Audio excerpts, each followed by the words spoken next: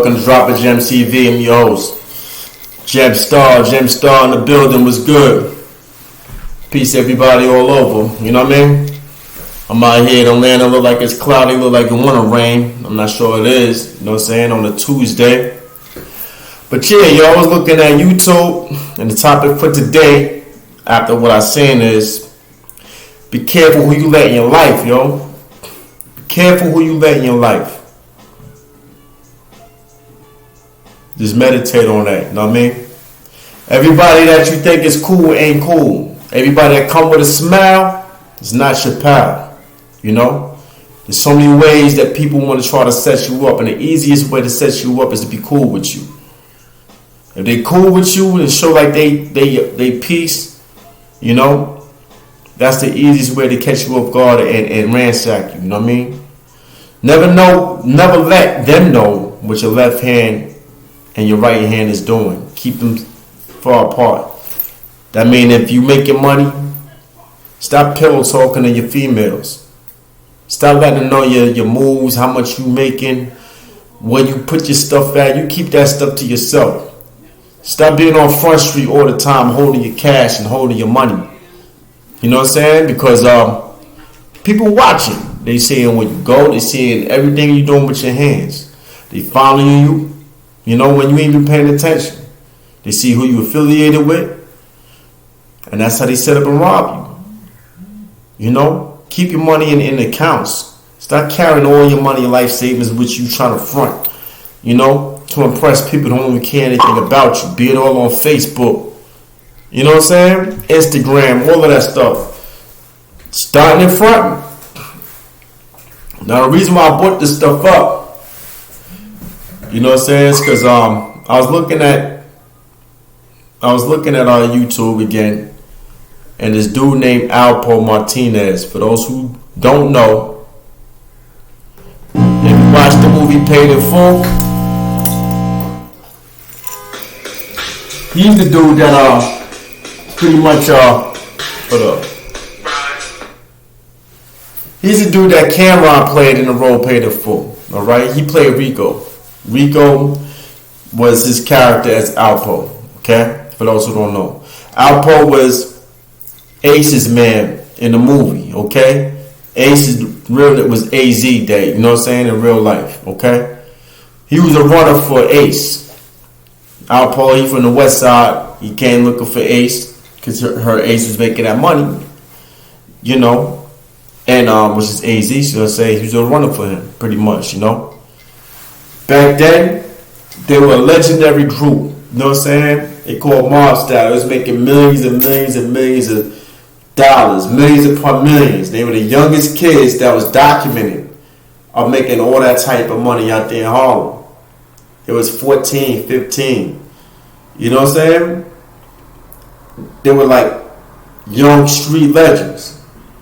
You know? And this is around the time when back in the 80s and the 90s, Harlem was the stage. Harlem was glorified as being the stage where everybody from the whole Northeast region went to Harlem to pick up drugs. You could walk around the corner. It'd be like lines, like cheese lines, food lines all around the corner. Dudes waiting for drugs. Drug dealers so tired that they were working 24-hour shifts, non-stop, collecting garbage bags full of money all out in the open. You know what I'm saying? That's what these drug dealers now be looking up to. Back then, everybody looked up to be a drug dealer. Nobody wanted to be a drug user. Drug users wasn't cool. Promoting drug use wasn't cool. Everybody wanted to sell the drug. The drug dealer was promoted. You know, it wasn't cool being a crackhead or a lean head or sipping. That wasn't the thing. Everybody wanted to make money. You know, they were legendary. All over NYC was legendary, but Harlem was the stage as far as a wholesale market for the drugs. You know what I'm saying? Harlem. Everybody went to Harlem. If not Harlem, they went to Southside, Queens. Supreme Team. That was another one. Fat Cat. You know? If they was out there, They was out there in Jackson Heights, Corona, where the Colombians was running things down. Left Rack City. That was another hot spot to get what you needed. You know what I'm saying? Coke, all that stuff. But everybody had their little pockets. You know? People marvel at the type of life. They was like the celebrities you see nowadays. They were the Jay-Z's. They were the, they were celebrities. Everybody glorified them over the rappers. Nobody wanted to be a rapper. Everybody wanted to be the drug dealer. You know what I'm saying? Everybody glorified the drug dealer for the type of money he was making, the fame they got, the respect they got, the women they got. It was just impeccable. You know, there was the superstars. They were the legends out there. You know what I mean? Around the 80s and 90s, that's when the mob was out. You know, the Five Family cartel, you could say. They ran New York. Everybody looked up to John Gotti. John Gotti was the star. You know what I'm saying? They called him Teflon Don because all the indictments the police and the feds kept trying to throw at him, it wouldn't stick. They couldn't hold him. He couldn't go to jail. People marvel, and that's what they wanted to imitate and name themselves. Rappers and street dudes started naming themselves after these mobsters and these cartel people like John Gotti. You know what I'm saying? People name themselves that. Yo, I'm Gotti. I want to be like him. Gotti, Gambino, Capone, Noriega. You know what I'm saying? Escobar. All these different big time names. Scarface, Sosa. You know, that's what people looked up to back then. You know what I'm saying? Them type of names. You know, because the type of money they was making, the respect and the power they had, police couldn't do nothing with them. So, Mob Style was a crew back there in Harlem who was just like that. You know what I'm saying? They was getting bread out there in Harlem doing their thing. That's where my man Alpo came from. You know what I'm saying? I'm just trying to set the stage and let you know how it was. Back then, Harlem was the type of area where you couldn't come on a block. They ain't know you like that. You had to have a hall pass to come through over there in them projects and all that stuff. You know what I mean? You couldn't come looking any kind of way. You know? Everybody dressed like superstars back then. Everybody was dripped out. Your ice had to match your clothes. You know what I mean? Your underwear had to match your socks, to your do-rag, to your hats had to match everything. Your car, people was pulling out cars 3-4 years before it became out, with their names all embedded in the seats and things of that nature. You know? Places like 140th, Lenox, 141st, 110th Street with the prostitution, all that stuff. 124, 125, those were the stage. That's where, you know, Amsterdam, all up and down the Polo Grounds, El Barrio, Tab, all those areas was heavy drug cartel type areas. You know what I'm saying? Where dudes was getting the dope by the mob and all of that there. First Street, all of that over there. You know what I mean? And I just got a flashback right there because I remember all this. I was like 15 when I heard of Alpo.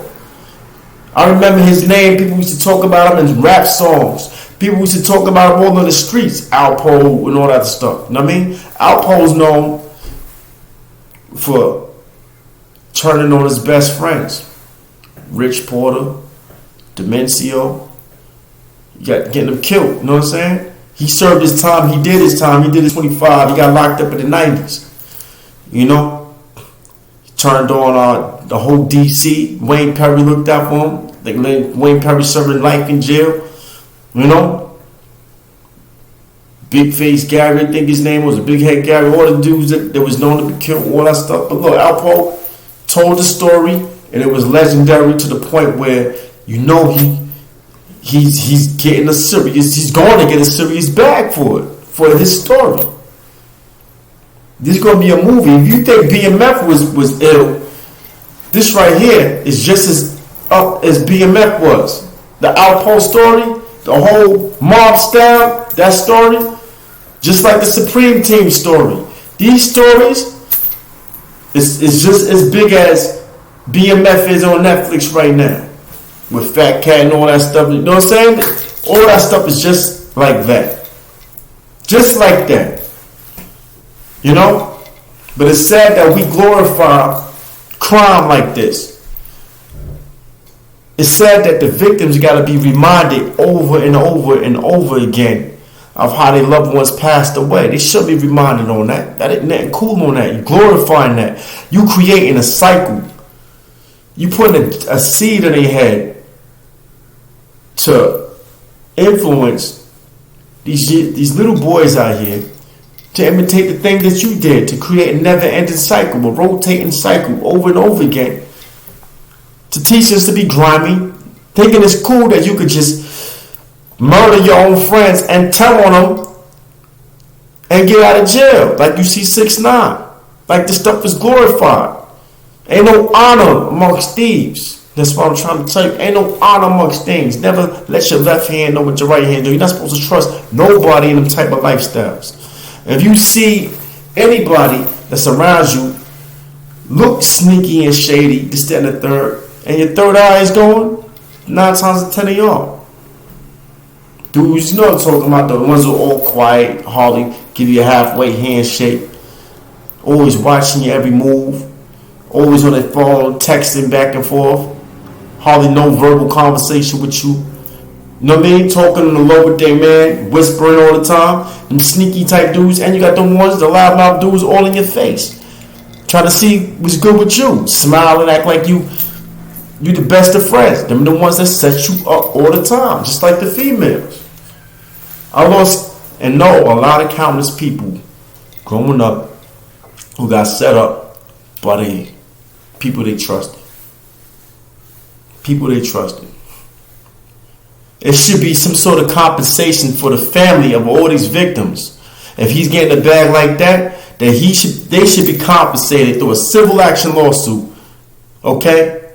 From whatever documentary or documentary, whatever will come out, or whatever movie that if 50 or whoever try to promote, they should get compensated for that.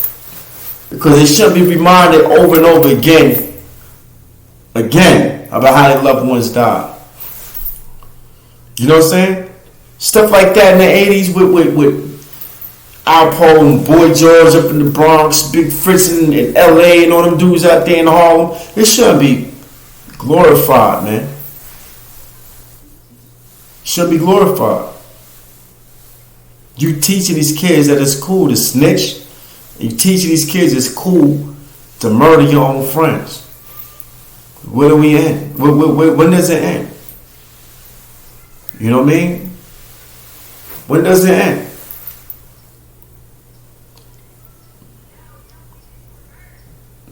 It's like we're glorifying this stuff more than we condemning it. There's no way in the world Alpo should be walking with his man, which his man should be walking with him anyway. You know what I'm saying?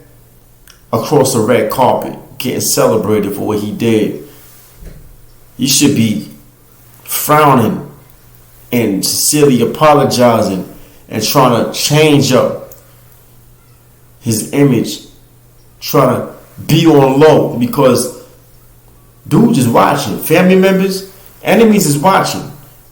Niggas is still alive, yo. They in the cut and they probably waiting for an opportunity. You never know. They're not celebrating that. It shows you how the game got flip-flopped.